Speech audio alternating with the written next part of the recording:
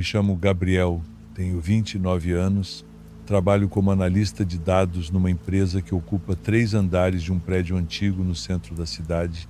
Não sou o tipo de pessoa que acredita facilmente nessas coisas que circulam por aí, histórias de assombração, maldições, coisas fora da realidade. Cresci ouvindo meu pai chamar isso tudo de fantasia de gente sem o que fazer e por muito tempo levei isso como regra. Eu confiava nos números, nas planilhas, nas coisas que fazem sentido, mas desde o ano passado, quando tudo isso aconteceu, tem uma parte de mim que parou de funcionar direito, como se minha cabeça tivesse ficado marcada por algo que não consigo apagar, não importa o quanto eu tente racionalizar.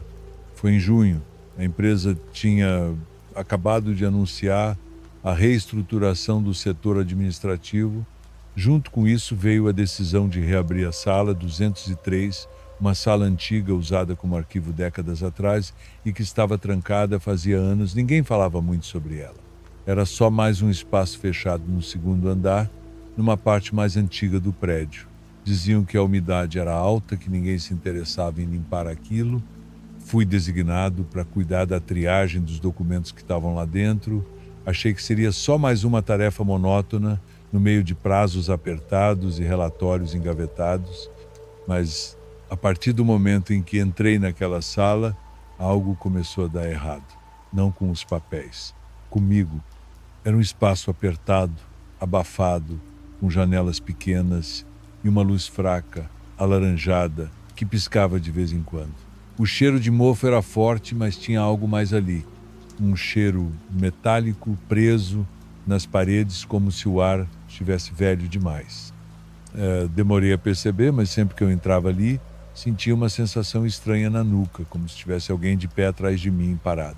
O tipo de sensação que não dá para explicar com lógica, mas que o corpo reconhece. Na terceira visita achei o pano. Estava cobrindo uma estante no canto. Era grosso, pesado, como cortina de teatro. Quando puxei, encontrei um relógio de parede antigo. Não era decorativo. Tinha marcas de uso, ferrugem ao redor do ponteiro dos minutos e um vidro trincado no canto. O relógio estava parado, mas o ponteiro dos segundos tremia como se tentasse se mover, mas estivesse preso. Ignorei. Continuei separando caixas. Tentei me concentrar nos papéis, mas havia momentos em que o silêncio da sala se tornava desconfortável demais. Eu me pegava olhando para o relógio sem querer, como se algo ali me puxasse o olhar. Com o tempo, comecei a perceber que toda vez que eu entrava, a luz piscava ao fundo, o ponteiro tremia e o ar parecia cada vez mais espesso, como se a sala estivesse fechando aos poucos ao meu redor. Uma noite, fiquei mais tarde no trabalho, queria adiantar o serviço e sair cedo no dia seguinte. A maioria dos setores já estava vazia. Levei meu notebook e decidi terminar a triagem da 203 de uma vez por todas. Assim que entrei, a porta bateu com força atrás de mim, sem vento, sem corrente de ar. A maçaneta travou por alguns segundos antes de ceder. Fiquei parado um tempo olhando para ela, com aquela sensação de que algo tinha mudado ali dentro. Quando me virei, vi que o relógio estava com o ponteiro do segundo rodando rápido e não tinha ninguém mexido nele. Comecei a mexer nas caixas com pressa. Os papéis tremiam na minha mão e eu sentia uma espécie de zumbido nos ouvidos. Um som baixo, abafado, constante. Achei que era cansaço, que talvez minha pressão estivesse baixa, mas então veio aquilo, uma voz fraca. Parecia ter sido falada dentro de um armário. Meu nome, não pensei duas vezes. Saí da sala empurrando a porta com força. No corredor encontrei o segurança. Ele me perguntou se eu tinha ouvido também. Disse que às vezes, quando passa pelo segundo andar, escuta como se tivesse alguém abrindo e fechando caixas lá dentro, mesmo quando a sala está trancada. Fui embora naquela noite e não voltei mais. Pedi para mudar de andar. Não contei os detalhes. Só disse que o cheiro fazia mal para mim. Ninguém contestou. Alguns dias depois, conversei com uma funcionária mais antiga, dessas que viram o prédio mudar de dono várias vezes. Ela comentou, como quem não quer nada, que há muitos anos um dos zeladores usava aquela sala como depósito pessoal. Ele dormia lá às vezes, escondido, porque morava longe. Era um homem recluso, calado. Um dia, simplesmente sumiu. As coisas dele continuaram lá. O crachá foi encontrado pendurado no relógio. Nunca souberam por quê. Eu tentei esquecer, mas tem dias que ainda acordo com a sensação de que estou naquela sala, com a imagem daquele relógio tremendo na cabeça. Tentei jogar fora as memórias, como descartei aqueles papéis antigos, mas algumas coisas parecem ter ficado. Às vezes, quando saio tarde do trabalho, passo pelo segundo andar e ouço, por um segundo, o som de papel sendo manuseado. E quando olho para o vidro da porta da 203, tenho certeza que vejo meu próprio reflexo, mas ele não se move junto comigo. Ele fica lá parado, como se estivesse esperando a hora de entrar de novo. Desde então, nunca mais fui o mesmo. Não sei o que aconteceu ali. Talvez meu ceticismo tenha sido quebrado, talvez só tenha visto o que quis ver, mas sei que depois daquilo passei a olhar para a minha vida com um tipo de atenção que antes não existia. Um medo que não me larga. Uma dúvida que se repete, porque tem algo naquela sala que não foi embora. Antes de seguirmos para o próximo relato, gostaria de saber de onde você está assistindo. Gosto de acompanhar cada comentário e responder pessoalmente a quem participa. Se ainda não estiver inscrito, aproveite para se inscrever e ativar o sininho, assim você não perde nenhuma história nova. Agora vamos continuar. Era só mais uma noite, como tantas outras. Trabalhar como vigia noturno nunca foi exatamente o emprego dos sonhos, mas pagava as contas. E eu estava acostumado com a solidão e o silêncio que as madrugadas no armazém traziam. Eu gostava da paz de andar pelos corredores extensos e vazios, onde as prateleiras altas, cheias de caixas e produtos, faziam ecoar os meus passos. Aquilo era quase meditativo para mim. E, ao longo dos anos, aprendi a deixar de lado qualquer sensação de desconforto que a escuridão poderia trazer. Ou pelo menos eu achava que tinha. Naquela noite, comecei minha ronda como sempre. O armazém estava quieto, com exceção do leve zumbido das luzes fluorescentes acima de mim. O silêncio era tão profundo que você podia ouvir até a mais leve mudança na atmosfera. Era um silêncio comum para quem trabalha à noite, mas naquela ocasião algo parecia diferente. Enquanto caminhava pelos corredores, de repente ouvi um som. No início foi quase imperceptível, mas não demorou muito para que ficasse claro. Era o som de correntes sendo arrastadas pelo chão, lento, pesado, arrastando-se atrás de mim. Instintivamente parei e olhei ao redor. Nada. Apenas os mesmos corredores silenciosos de sempre, com as mesmas prateleiras estáticas e cheias de caixas. Pensei que fosse minha mente pregando peças, talvez cansaço ou uma brincadeira da acústica do lugar. Continuei a ronda, passando por mais corredores, o som desaparecendo por alguns minutos, mas sempre retornando. Era como se alguém estivesse me seguindo. As correntes arrastavam pelo chão de concreto de maneira implacável, como se o peso daquelas coisas fosse impossível de ignorar. Meu coração começou a bater um pouco mais rápido, mas eu tentei me manter calmo. Eu não era novo nesse tipo de trabalho e já tinha enfrentado sustos por conta da imaginação antes. Ainda assim, aquele som persistia, mais próximo a cada corredor que eu dobrava. A cada passo que eu dava, ele parecia seguir, sempre com aquela cadência arrastada e sufocante. Em um dado momento, parei novamente. Eu sabia que não havia nada visível por ali, mas a sensação de ser seguido era avassaladora. Eu virei bruscamente, esperando ver algo, mas só me deparei com o armazém vazio, exatamente como eu havia deixado. O som cessou por alguns instantes, apenas para voltar assim que dei mais alguns passos. Comecei a andar mais rápido, sentindo um nervosismo subir pela minha espinha. O som continuava me perseguindo, constante e pesado. Aquilo não fazia sentido e, por mais que eu tentasse racionalizar, já estava difícil ignorar o desconforto crescente que tomava conta de mim. Decidi que era o bastante, eu precisava sair dali. Apressei o passo, rumando em direção à sala de segurança, onde as câmeras de vigilância estavam. Talvez eu conseguisse ver alguma coisa através delas, algo que meus olhos não tinham captado. Mas quando cheguei, senti uma pressão esquisita no ambiente. As telas piscavam, mostrando imagens distorcidas do armazém, e o som das correntes ainda se fazia ouvir mesmo lá dentro. Eu não sabia mais o que pensar. Estava sozinho, mas aquele som me perseguia como uma sombra indesejada.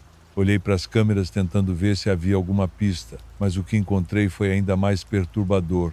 Em uma das telas vi o corredor onde eu havia estado momentos antes, e ali no chão, no meio do corredor, estava uma corrente. Estava esticada, solitária, mas o que me deixou realmente apavorado foi o fato de que ela não estava lá quando eu passei. Saí correndo da sala de segurança, não queria ficar ali mais nenhum segundo. Peguei minhas coisas e fui direto para o portão de saída. O som das correntes continuava como se estivesse me seguindo para fora. Quando cheguei ao estacionamento, o som desapareceu. Fiquei ali parado, respirando pesadamente, tentando entender o que tinha acabado de acontecer. Eu nunca mais voltei para aquele armazém. No dia seguinte, entreguei minha carta de demissão. Não contei a ninguém o que aconteceu. Quem acreditaria em mim, afinal?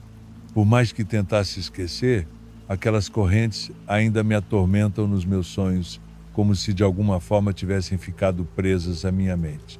Peço que não se esqueça de curtir o vídeo, isso me ajuda muito.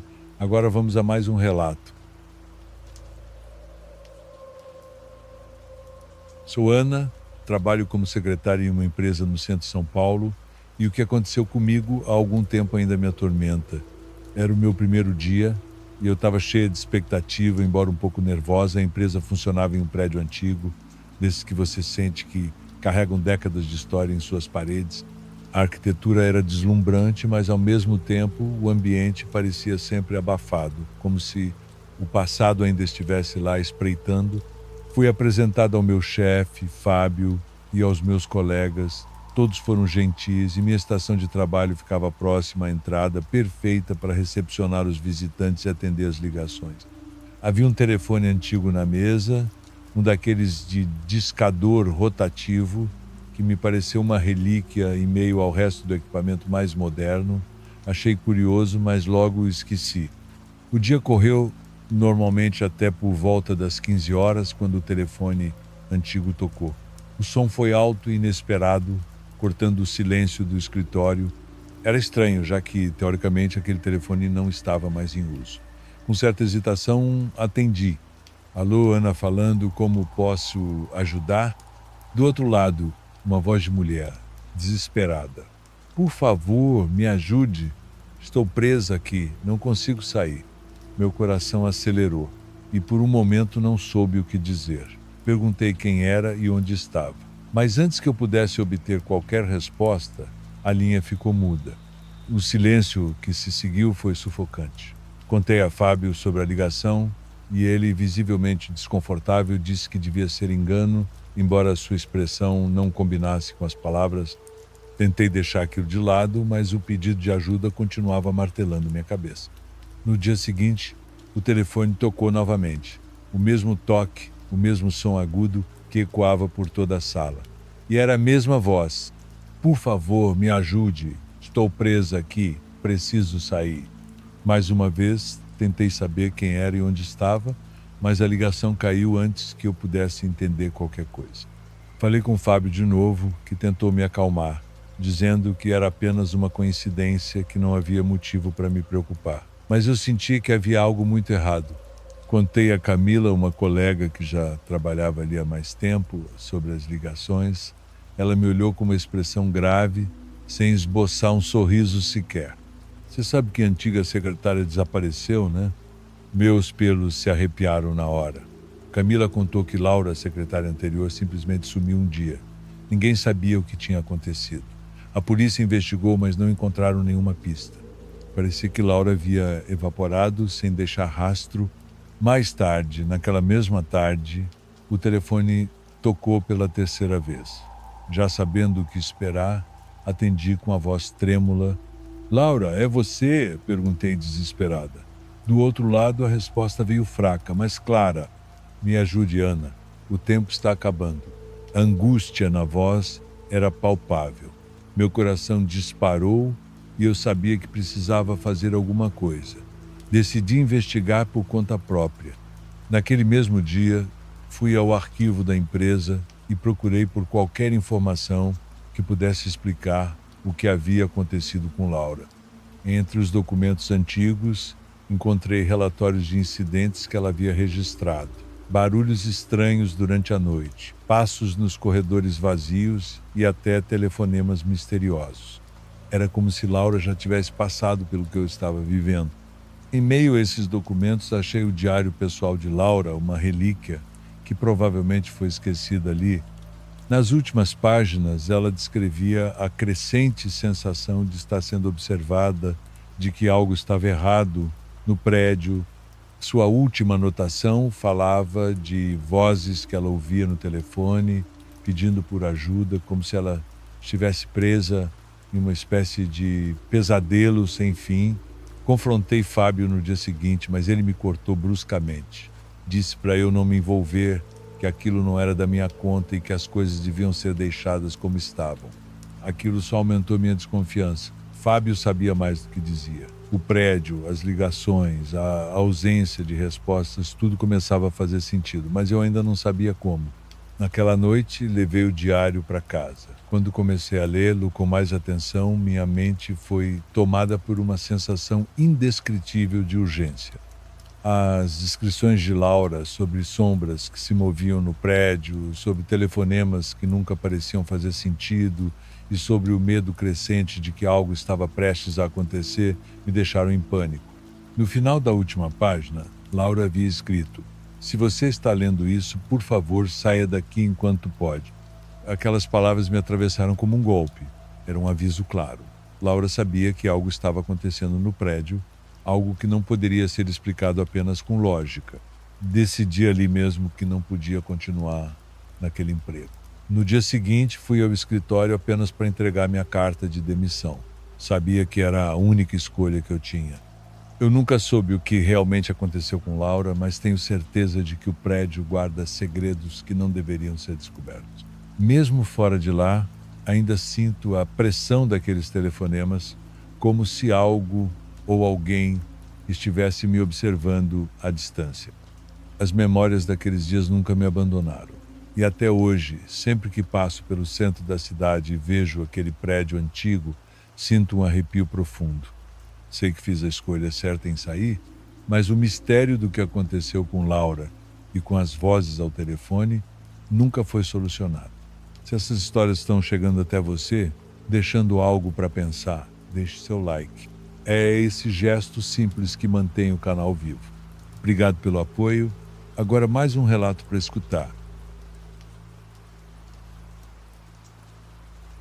Me chamo Lucas, tenho 20 anos e comecei na faculdade ano passado. Estava atrás de um estágio na minha área e, com a ajuda de um dos meus professores, consegui uma vaga numa empresa grande aqui na cidade. Eu estava animado para começar. Cheguei cedo, de terno e gravata, tentando causar uma boa impressão. A empresa era enorme, com vários andares e um movimento intenso de pessoas indo e vindo. Meu supervisor, o senhor Roberto, me recebeu e começou a me mostrar onde eu ia trabalhar. "Lucas, você vai ficar responsável por organizar o arquivo morto no subsolo. Não é um trabalho glamouroso, mas é importante", disse ele. Eu não liguei. Todo mundo tem que começar de algum lugar, né? Peguei meus crachás e desci as escadas até o subsolo. Comecei a entender a dimensão do que eu tinha que fazer. Era um porão enorme, cheio de estantes, com caixas e mais caixas de documentos antigos. Comecei a mexer nas caixas, organizando e separando os papéis conforme as instruções. Era um trabalho chato, mas tranquilo. O subsolo era meio assustador, com pouca luz e um silêncio estranho, mas eu estava concentrado e não dei muita bola. Por volta das 16 horas, comecei a ouvir uns barulhos esquisitos.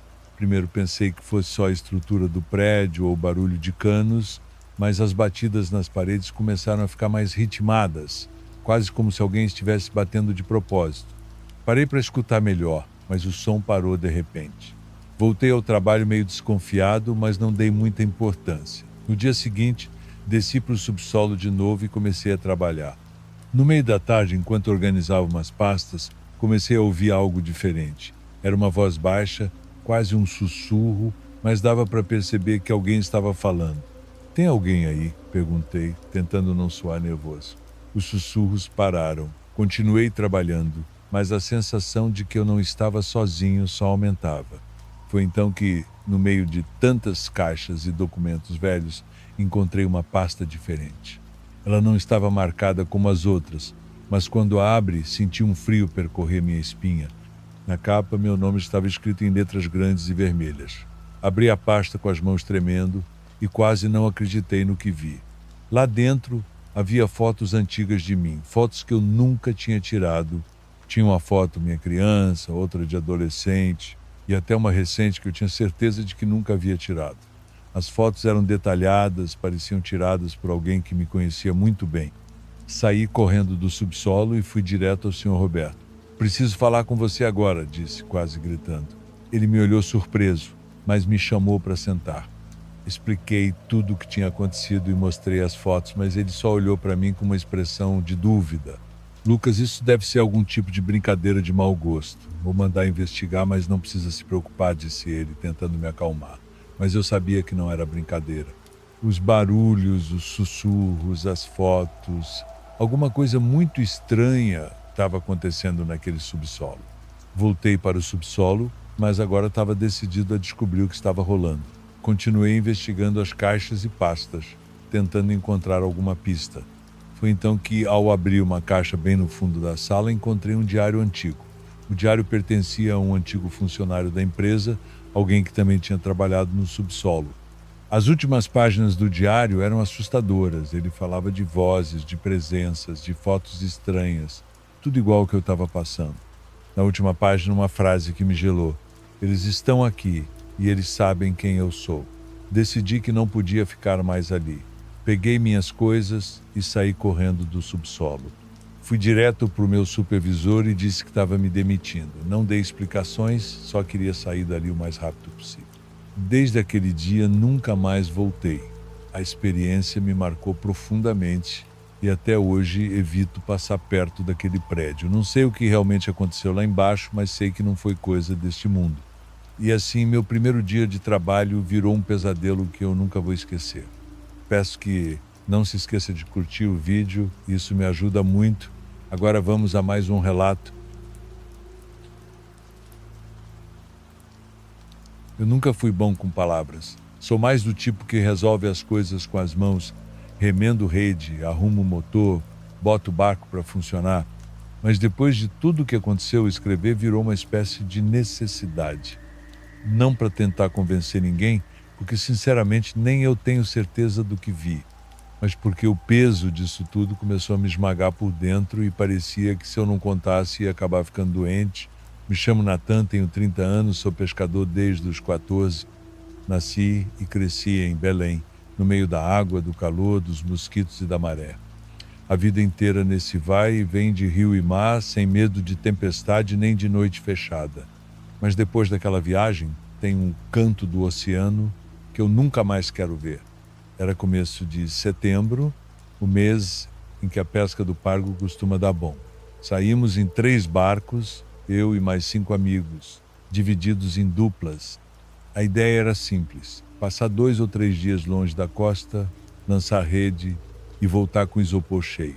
O GPS marcava tudo certo, já tínhamos feito aquele trajeto antes, mas umas 2 horas depois de sair, percebi que as coordenadas começaram a se embaralhar.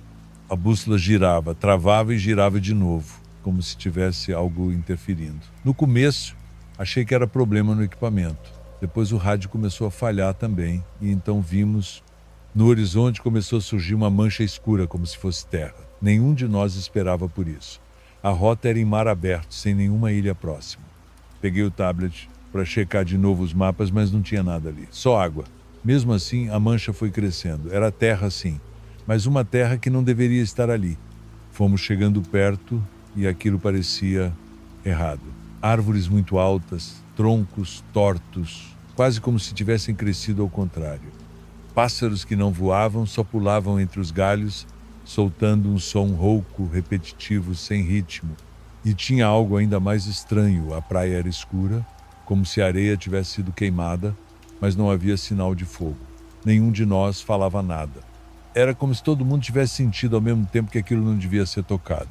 Mas éramos teimosos, principalmente o Lucas, que estava no barco ao lado com o Cacá. Eles foram os primeiros a querer descer Disseram que iam explorar um pouco, ver se dava para acampar ali. Era fim de tarde e o sol já estava se escondendo. Falei para esperarem, mas eles já tinham pulado na água e caminhado até a margem.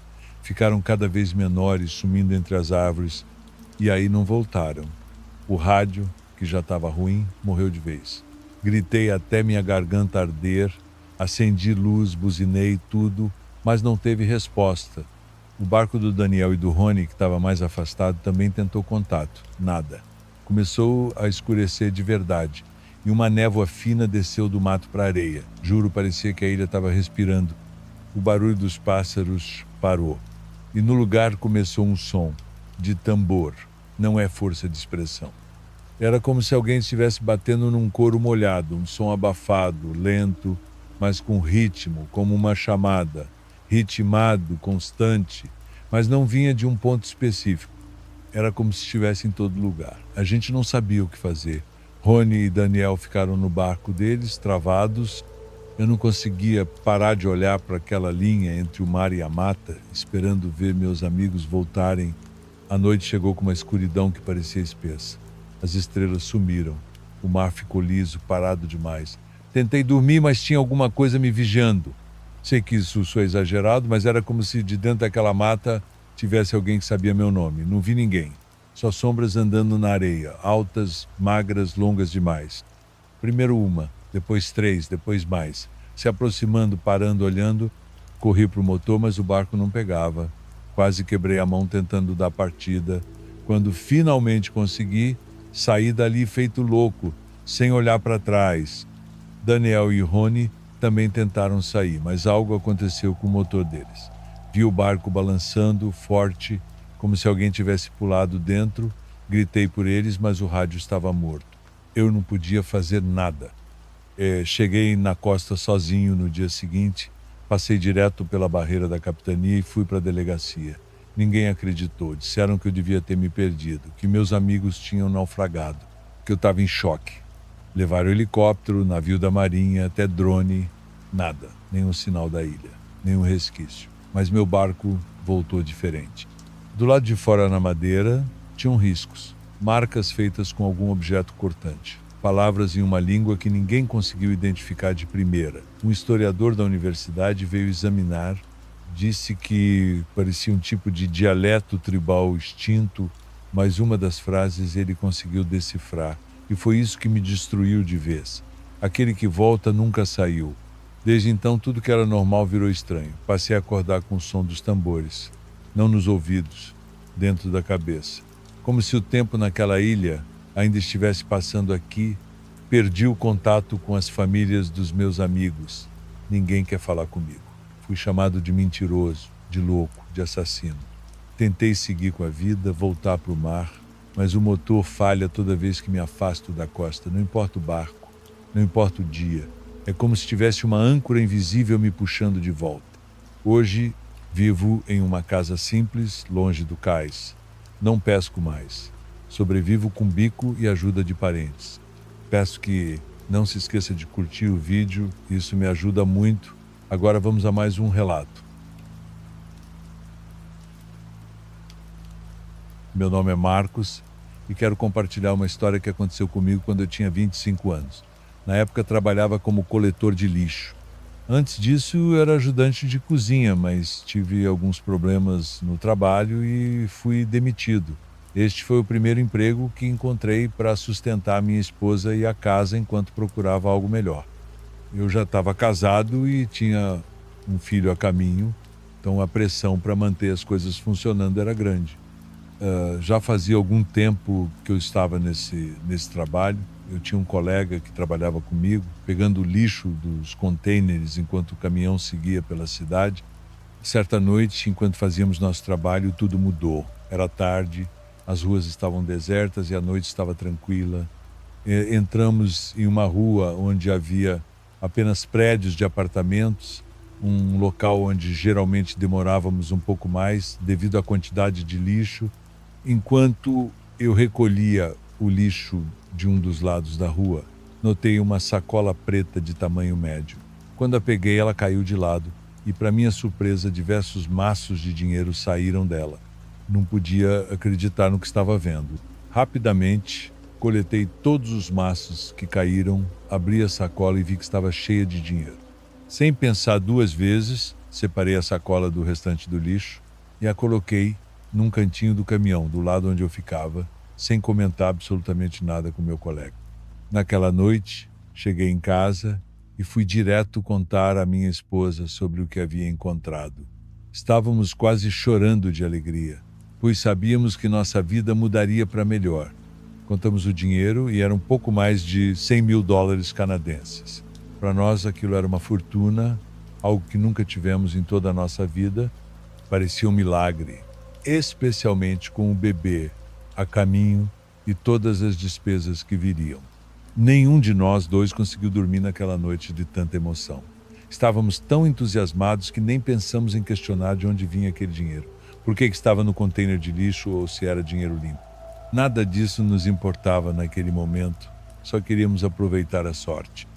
Eu queria largar meu emprego naquela mesma semana e abrir um pequeno negócio de comida, alugando um local, já que agora tínhamos dinheiro para isso.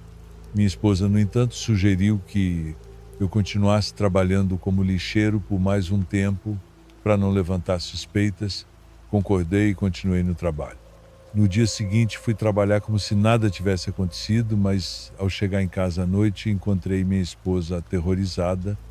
Ela estava sentada fora de casa me esperando e correu para me contar que coisas muito estranhas haviam acontecido durante o dia e que ela estava com medo de entrar na casa.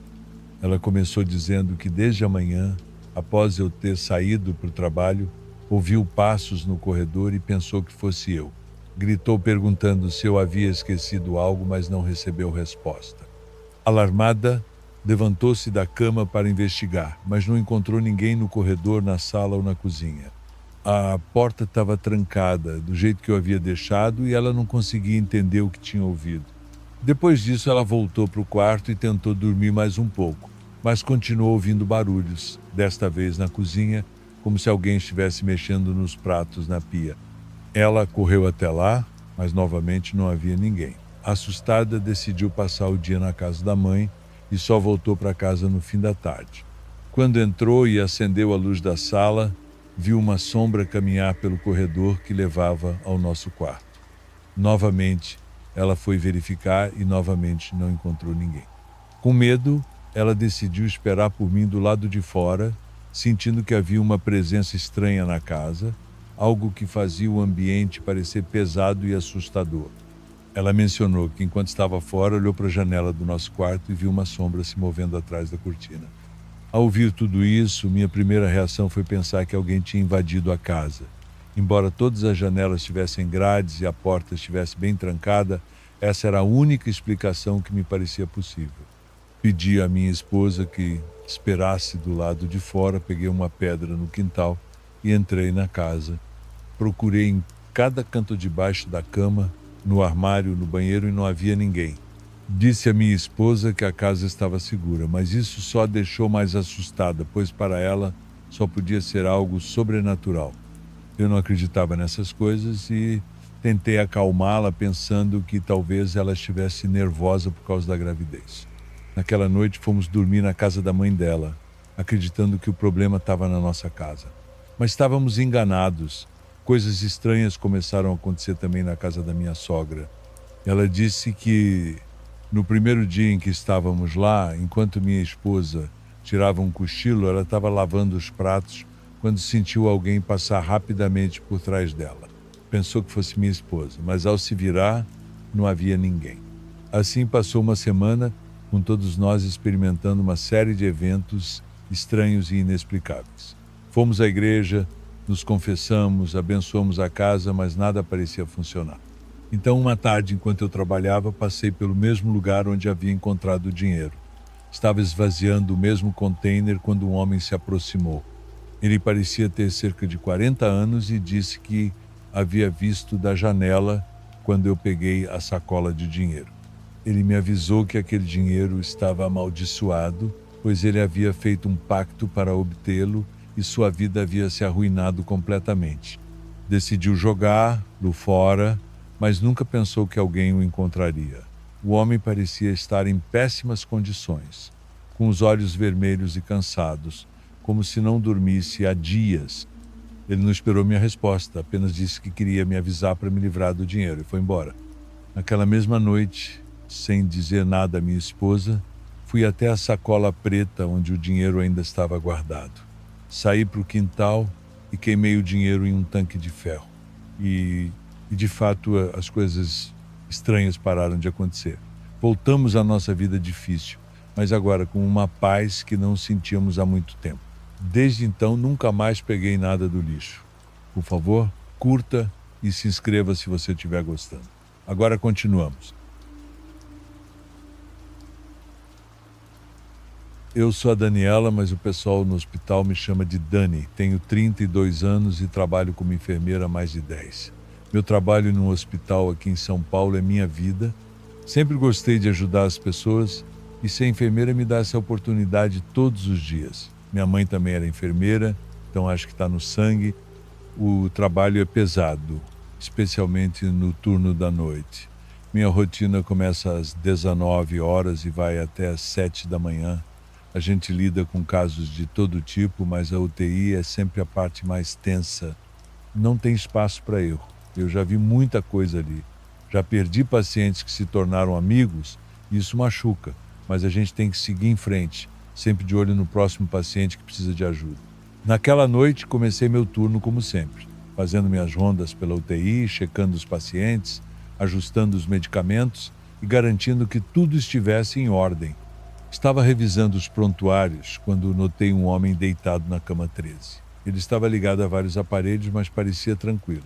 Estranhei porque não lembrava de ter recebido nenhum paciente novo naquela noite. Minha primeira reação foi verificar o prontuário dele no computador, mas não tinha nada, nem nome, nem histórico, nada. Achei que fosse um erro do sistema. Chamei a doutora Marta, que estava de plantão comigo naquela noite. Ela também ficou confusa. Verificamos os registros de entrada, ligamos para a recepção, mas ninguém sabia de nada sobre ele. Mesmo assim, a gente não podia deixar de cuidar dele. Examinamos o paciente, verificamos os sinais vitais e ajustamos os aparelhos conforme necessário. Ele estava estável, mas a ausência de qualquer registro era perturbadora. Decidimos manter um monitoramento rigoroso e tentar resolver a situação pela manhã, quando a administração estaria disponível. Nos dias seguintes, aquela sensação de que algo estava errado só piorou. Toda vez que eu fazia minha ronda noturna, o homem da cama 13 estava lá, sempre do mesmo jeito. Eu e a Marta continuávamos monitorando ele, mas a falta de qualquer informação sobre quem ele era ou como tinha chegado ali me deixava inquieta. Comecei a perguntar para meus colegas sobre o paciente. O João Paulo, enfermeiro do turno da manhã, disse que nunca tinha visto ninguém na cama 13. A Carla, outra enfermeira que trabalha comigo à noite, também parecia não notar nada de diferente. A Marta estava igual, perplexa, mas estranhamente era como se a presença daquele homem não a afetasse da mesma forma que me afetava. Era como se eu fosse a única a realmente sentir o peso daquela situação. Isso estava me deixando louca. Decidi que precisava investigar por conta própria. Durante uma de minhas noites de folga, fui até a administração do hospital e pedi para ver os registros de todos os pacientes da UTI. O responsável pelo arquivo, o Sr. Geraldo, me olhou meio desconfiado, mas acabou deixando eu dar uma olhada. Passei horas ali revendo todos os papéis, mas não encontrei nada sobre o homem da cama 13.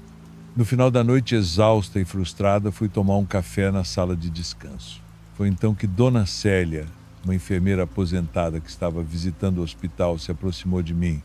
Ela me perguntou o que eu estava fazendo ali tão tarde.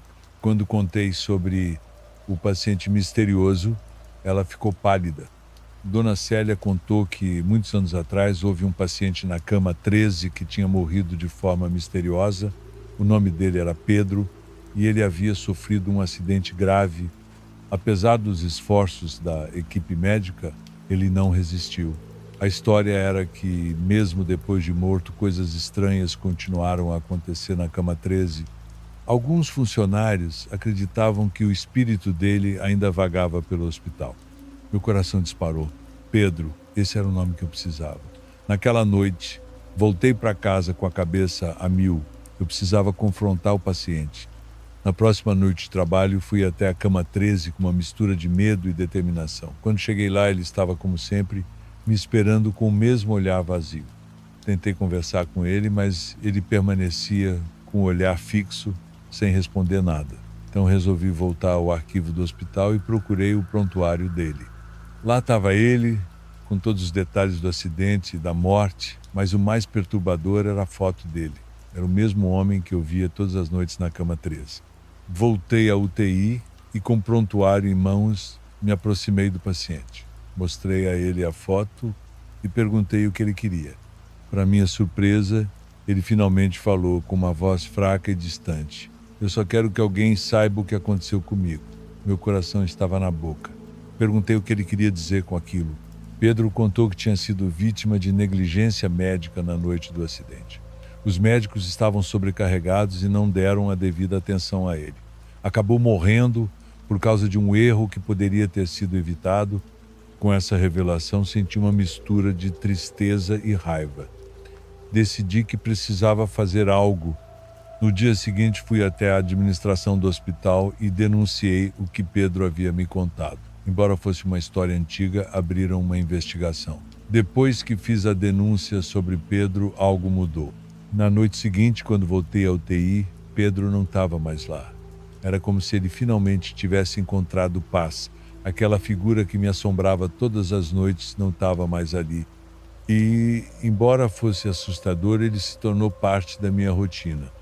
A investigação sobre a morte de Pedro foi levada a sério pela administração do hospital. Eles reviraram os arquivos antigos, entrevistaram funcionários que ainda estavam por lá desde a época da morte dele e até chamaram especialistas para revisar o caso. Descobriram que, de fato, houve negligência médica. Pedro havia morrido por causa de um erro que poderia ter sido evitado se a equipe médica tivesse prestado mais atenção. Essa revelação causou um grande impacto no hospital. Houve uma reformulação nos procedimentos de atendimento na UTI, a equipe médica passou por um treinamento rigoroso e a administração implantou um sistema de revisão de casos para garantir que nada semelhante acontecesse novamente. Eu nunca mais vi Pedro depois disso, mas, de certa forma, sinto que ele está em paz. Saber que sua história foi contada e que sua morte não foi em vão me traz algum conforto. Ele conseguiu, através de mim, uma espécie de justiça e eu também encontrei um pouco de paz, sabendo que ajudei a corrigir um erro e a melhorar o cuidado com os pacientes. Se inscreve aí e comenta o que está achando até agora. Eu leio tudo. Agora vamos ao próximo relato. Me chamo Marcos e sou enfermeiro. Depois de muitos anos trabalhando em um hospital em São Paulo, decidi encarar uma mudança e buscar novas oportunidades em outra cidade. Foi assim que acabei conseguindo um emprego no hospital daqui. Confesso que no início estava bastante animado com a ideia de recomeçar num lugar novo. Era uma chance de explorar horizontes diferentes na minha carreira e, de quebra, conhecer uma nova comunidade. Mas desde os primeiros dias no novo hospital, algo me incomodava. Não sei bem explicar o que era. Talvez fosse a sensação de estar num ambiente desconhecido ou, quem sabe, fosse algo mais profundo. Apesar disso, mantive meu foco no trabalho. Afinal, como enfermeiro, minha prioridade sempre foi cuidar dos pacientes e garantir que recebessem o melhor tratamento possível. Eu sabia que precisava me adaptar ao novo ambiente e fazer o meu melhor. Enquanto eu tentava me ajustar ao ritmo frenético do novo hospital, um caso em particular chamou minha atenção. Um paciente chegou à emergência em estado grave, vítima de um acidente de carro. Os médicos lutaram para estabilizá-lo, mas seu estado era crítico e em pouco tempo ele foi levado para a UTI, onde entrou em coma. O paciente, cujo nome era Daniel, tinha poucos familiares na cidade. A única pessoa que aparecia regularmente para visitá-lo era seu tio, um homem de meia idade chamado Clovis. Ele vinha todas as noites, sempre com uma expressão preocupada, mas grato pelo cuidado que eu e a equipe médica dedicávamos ao seu sobrinho. Nossas conversas eram simples e diretas. Clovis falava sobre a personalidade e os gostos de Daniel, como se estivesse compartilhando histórias sobre um amigo querido. Ele parecia realmente preocupado com o bem-estar do sobrinho e sempre me agradecia por estar lá para cuidar dele. No início, nada parecia fora do comum. Afinal, era natural que um parente próximo estivesse presente para apoiar um ente querido em uma situação tão delicada. No entanto, à medida que as noites passavam e Daniel permanecia em coma, comecei a notar algo estranho nas visitas de Clovis. Alguma coisa estava fora do lugar, mas eu não conseguia identificar o que era. À medida que os dias se transformavam em semanas e Daniel permanecia em seu estado de coma, as visitas de Clovis se tornavam cada vez mais frequentes e intensas. Ele chegava ao hospital sempre no mesmo horário, com uma expressão de ansiedade que não passava despercebida. Em uma noite particularmente sombria, enquanto eu verificava os sinais vitais de Daniel, Clovis se aproximou de mim com um olhar preocupado. "Marcos, você tem que prometer que vai cuidar bem dele", disse Clovis, sua voz soando mais urgente do que o habitual. Eu assenti, sem compreender completamente a gravidade de suas palavras. "Claro, Clovis, estamos fazendo o nosso melhor para garantir que ele receba o melhor tratamento possível." Clovis fixou os olhos em mim por um momento, como se estivesse avaliando se podia confiar em mim. "Eu sei que posso confiar em você, Marcos. Você é a única esperança que temos." Suas palavras me deixaram perplexo, mas antes que eu pudesse fazer qualquer pergunta, Clovis se afastou rapidamente como se estivesse fugindo de algo que o assombrava. Naquela noite, enquanto eu refletia sobre a estranha troca de palavras com Clovis, uma sensação de inquietação se instalou em meu peito. O que ele queria dizer com a única esperança? E por que eu me sentia tão desconfortável na presença dele? Uma noite, quando eu estava na ala de cuidados intensivos, fui surpreendido por um murmúrio agitado vindo da cama de Daniel. Corri até lá e vi os monitores mostrando sinais de atividade incomum. Daniel estava mexendo os membros, os olhos se movendo sob as pálpebras cerradas. Chamei imediatamente a equipe médica e logo estavam todos ao redor da cama de Daniel, observando com antecipação. E então, como se despertasse de um sono profundo, Daniel abriu os olhos. Foi um momento de alívio e choque.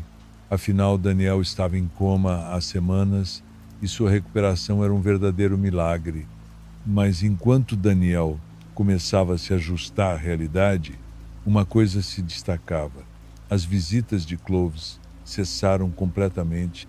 Durante todo o período em que Daniel estava em coma, Clovis vinha religiosamente todas as noites para visitá-lo. No entanto, desde o momento em que Daniel despertou, Clovis desapareceu completamente. Sua ausência deixou um vazio estranho e inquietante, como se uma presença familiar tivesse sido abruptamente cortada. Enquanto a equipe médica continuava a monitorar Daniel de perto, eu não conseguia deixar de pensar sobre o que aconteceu com Clovis. Após o estranho desaparecimento de Clovis, senti que precisava falar com Daniel sobre a ausência do seu tio. Enquanto fazia minha ronda matinal, me aproximei da cama de Daniel, onde ele estava sentado, olhando pela janela. "Daniel, você se lembra do seu tio Clovis?" Perguntei hesitante. Daniel virou-se para mim, uma expressão de melancolia atravessando seu rosto. "Claro, Marcos. Clovis era meu tio favorito, meu mentor.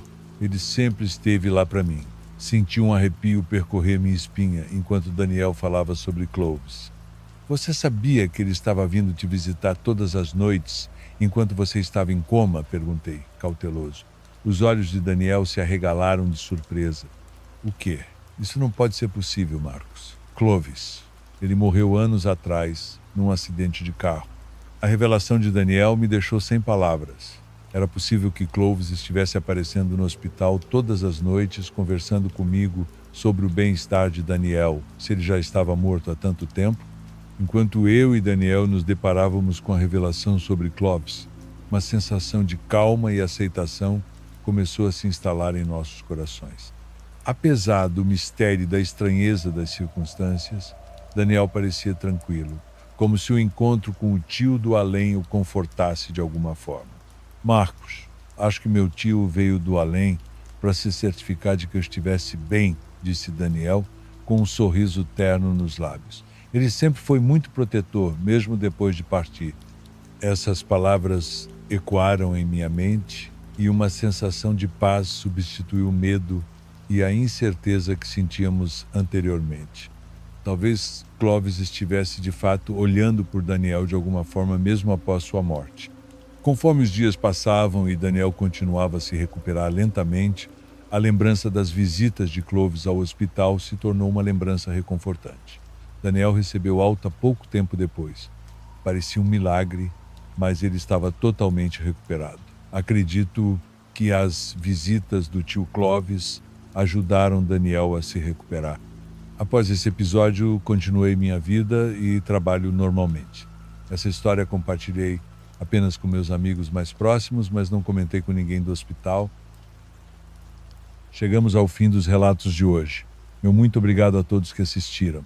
Se você gostou dos relatos, te convido a assistir a playlist de relatos que deixei na descrição. Até o próximo vídeo.